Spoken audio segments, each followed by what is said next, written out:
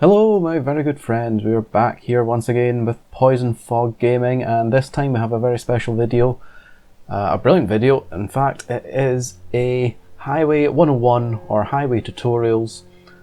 We just flashed up a screen of the map we're using there. It is Reich by Fluttershy, at least that's in the description, but it's posted on Steam by Zubatu, so I don't know if they're the same person or Zubatu has edited the map by Fluttershy. Who knows? And we do have one more shout out to start off the video with. This first interchange here, I'm going to be completely honest with you guys, I never thought I'd ever build one of these by hand. This is the 4-stack interchange, and the person we have to thank for me giving this a bash is Skyline Libertarian. Do check out his channel, he has lots of intersection tutorials. Now I'm not going to break this down in quite the same way he did it. He has a nice condensed 4-minute video on this interchange, and I'm not going to lie, it is fiddly, but it is doable, and it is doable in vanilla. You can see here, even though I have lots of mods installed, I don't really use them at all for this interchange. In fact, for this whole video, I only really use mods that allow me to be really lazy. But Sky Libertarian,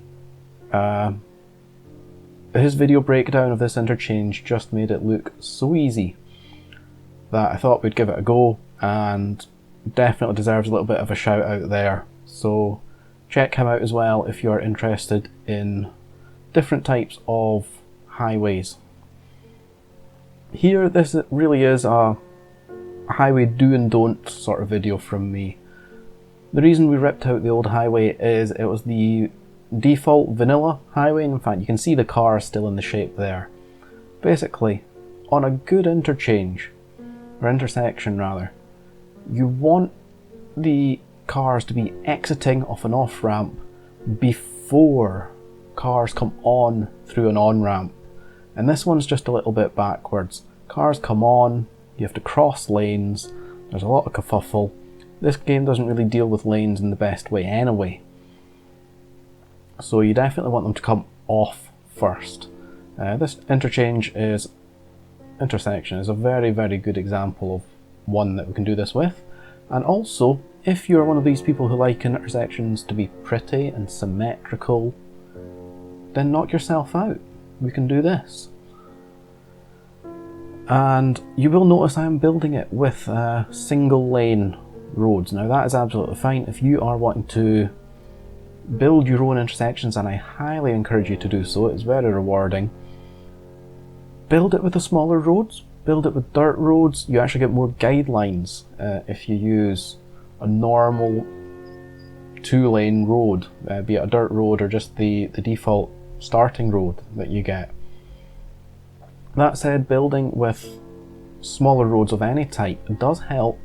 Just gives you a little bit more space to put your pillars down, and you can get a cleaner look.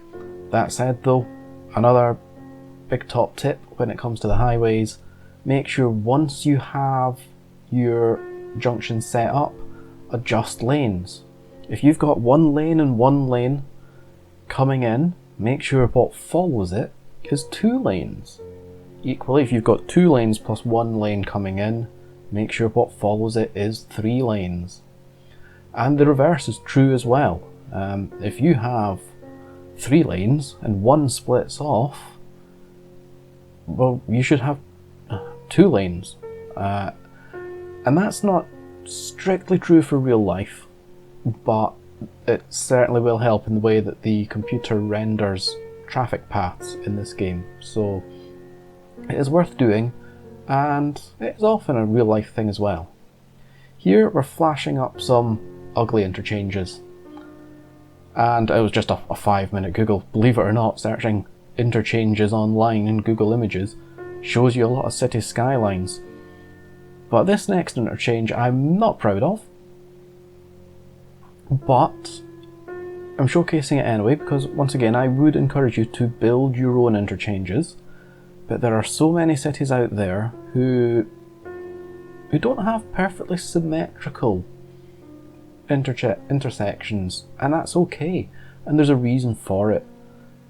The reason you would do that is potentially you have topography that doesn't give you enough space, pre-existing residences and businesses that would cost too much money to compensate, to break down.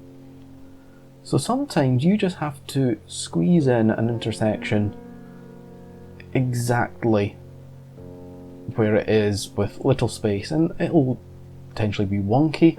There is always a precedent set, well, certainly in this country. Most European countries will fall in this trap. European countries don't have grids.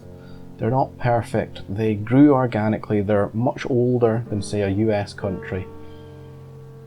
So you just have to jimmy stuff in where you can get it. But we do prioritise health and safety, and to a certain degree we do prioritise functionality. But if it's spaghetti-ish, doesn't matter. As long as it works, you're not exactly viewing it from the sky most of the time.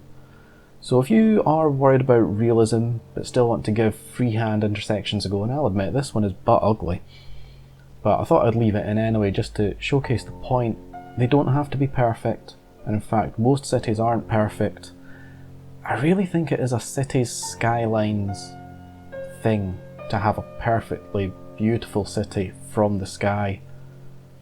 If you look at most European cities from above, you don't get perfect road connections. They're squint, they're wiggly, you don't have perfect four-way junctions.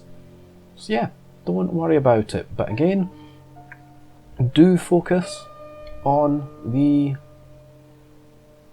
number of lanes. I started building this with my single lanes, and I thought, should I have the west-eastbound traffic on the thicker lanes? And I thought no, we make it equal. So we've got 2 lanes all round with 4-lane highways joining it. And here you can see me ripping out more highway from the traffic percentage screen that I showed you at the start. You can see it's all highway issues that were in this city. The actual city grids themselves, not too problematic. I mean, they're not good by any shape of the imagination, but they're not too problematic at all. So this is literally a highway showcase. I'm not fixing this whole city. My next tip for highways, and you can see me doing it here a little bit, is cheat. Now I've already said you can do every single thing I've done in this tutorial in vanilla, but I'm lazy. And even though it can be done in vanilla, it can be tweaked with something very powerful like the Move It mod, and that in itself can both make your life easier, it can make the build faster, and it can make the build smoother and just more shapely than you can actually achieve with vanilla. I think in vanilla you could probably do it if you just kept redoing it and redoing it and redoing it, but what's the need? I'd just like to draw your attention to how this junction used to be. We have 5-lane roads, 6-lane roads, 1-lane roads, far too many lanes. Even if you do have high traffic in your cities, your highway does not need to have that many lanes. Because what's going to happen when those 5 or 6 lanes meet the city? It can only go about 3 ways. You see that first junction in there? It's a 3-way junction. So what's 6 lanes going to do? There's not 6 lanes to feed into. And that's the same on the actual intersection itself. If you have 5 lanes meeting 5 lanes, really you need 10 lanes for that all to go into, and that's not taking into consideration that you might need to change lane. You might need to get to the far side of the 10 lanes. And to do that just clogs the game up like crazy. Next tip, and this is a don't, do not have the highway end just by going straight into the city. Always try and put a collector road or a roundabout or a collector road plus roundabouts, and don't zone on these roads. Worst thing you could think of, let's say you're going down the highway, you're flying 70 miles per hour, and some twat on a moped stops in front of you to get a pint of milk out the corner shop. And you have to slam your brakes on. That's just not going to happen. It's not going to work, it's not practical, it's not safe. So why on earth would you have a city that has such a high speed road just stop straight into it? And then think about this. You're approaching the city at 70 miles per hour. So is the car behind you, so is the car behind you. But you can't feed into that city at 70 miles per hour. You have to hit the brakes. So does the person behind. You can't get out of there at 70, you have to go through there at 30. So you need a cool down, so to speak. You need a gradual step down in speed, no zoning, no one suddenly stopping in front of you. And you need to be able to take a whole queue of cars coming at 70, step them down slowly, slowly, slowly, and then feed them into your city in various different directions.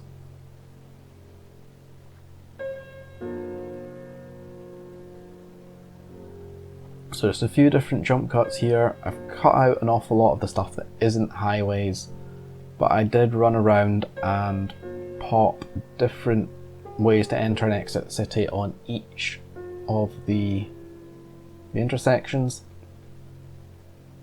Here I'm doing a very simple trumpet intersection. Again, I don't really need to explain it for you, but you can see using a road with guidelines to create a nice curve does help.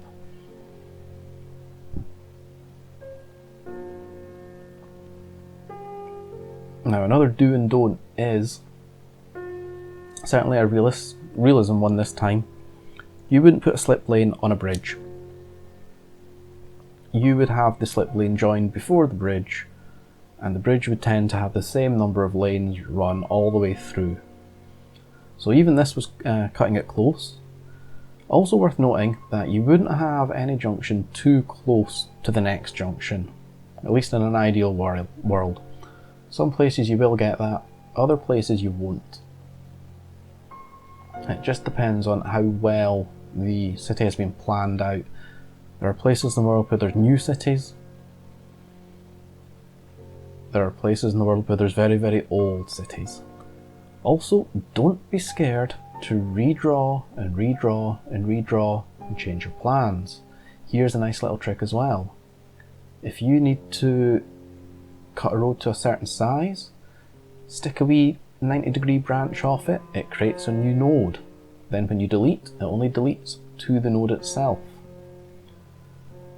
Again, you'll notice me using a little bit of the Move It mod. If you're in vanilla, if you're on console, you just have to delete and try again. Unfortunately, you don't get mods on console,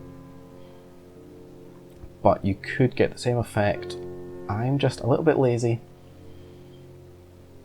and I just love my ease of access. I don't want to spend 15 minutes if I can do it in 10.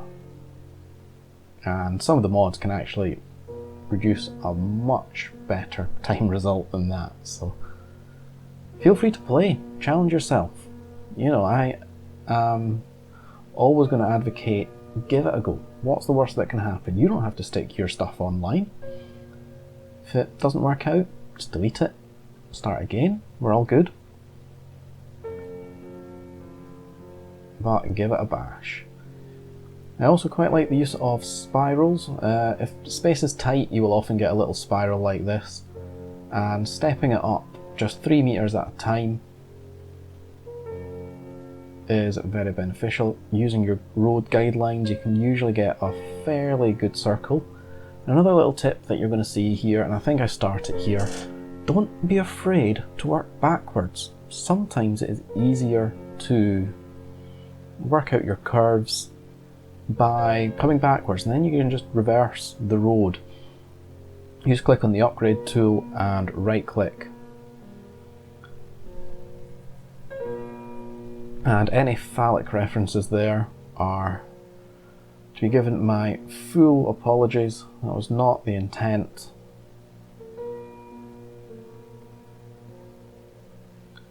So just a few more opportunities here to link up some roads. Let's say you have two roundabouts too close to each other. Delete half of them, join them together. This can usually be called a dog bone intersection or an interchange. An interchange is where you get traffic coming from city traffic to highway traffic. An intersection is just highway to highway, and I often get the two confused. Another little pro tip here, your entrance and exit to the city do not have to be at the same place. Spread the traffic out, it is not a problem. Another area that needed heavy demolition because lots of zoning, lots of crossover. And this is one of my easier four-way intersections to build. Not nearly as complicated as the four-way stack that can actually look quite intimidating. The four-way stack, you need 4 different levels. This one you only need 3 different levels. You've got your highway at the bottom, a big roundabout in the middle, and then your highway crossing over the top, and you link each of them together with slip roads from the appropriate highway to the roundabout. So you'll see shortly what we mean. Of course, make use of the road guidelines. I could have made this more symmetrical if I wanted to, but like I say, this is demonstration purposes. Hopefully I'm here to inspire you or to give you some good tips rather than knock your socks off with a fantastically decorated roundabout. That said, you want to make any intersection fit in, trees, decor, it's very rare that you see a roundabout with, not a roundabout, an intersection with absolutely nothing about it. The same is true for a roundabout, that is to be said. If you ever notice, there's always decorations in the middle of a roundabout. There's always either landscaping or lots of trees planted on an intersection. Either that or it's on fairly interesting ground to begin with, possibly different heights that it's travelling up against. The only parts that are always really clear are your merges. You do want to be able to see, obviously, nice and clearly when joining onto the road. But developers don't want you to see too early, because the more you see, the more confidence you have, the faster you go, and the more unsafe that seems to be. Just left this little bit in here as well, because even though you might think a highway is how you join different parts of the city together, that is actually not the case at all. You want to link the city together anyway. You don't always want traffic to go into the highway, they get heavy use as it is. Create lots of different links in your city and different options. Highways traditionally cut a city in half. Certainly in America, it has divided communities, usually poor communities. It created racial divides, and it's just not ideal. So one of the best things you can do with a highway is keep it raised up. In fact, you can see it in this example here. Raise your highway up off the ground and join the city together underneath. You could do it the other way around.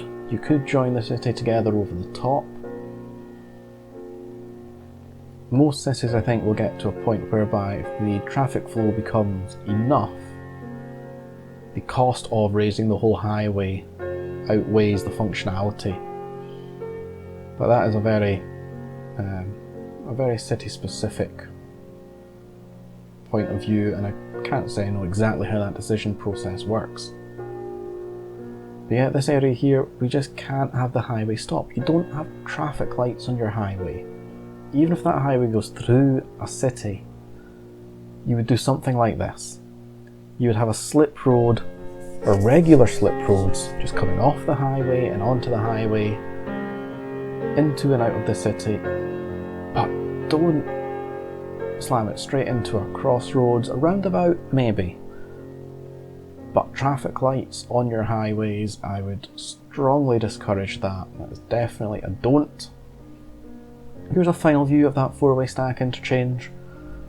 Like I say, remember, check out Skyline Libertarian and his channel. You'll get lots more tutorials there, and we're going to leave you with a nice cinematic. Obviously, if you enjoyed this video or want to see more, subscribe, and any other ways to show support, hit the like button, find me on Discord by looking at my YouTube homepage, or give me a little comment and let me know you've been here. But for now, take care, and we'll see you for the next one.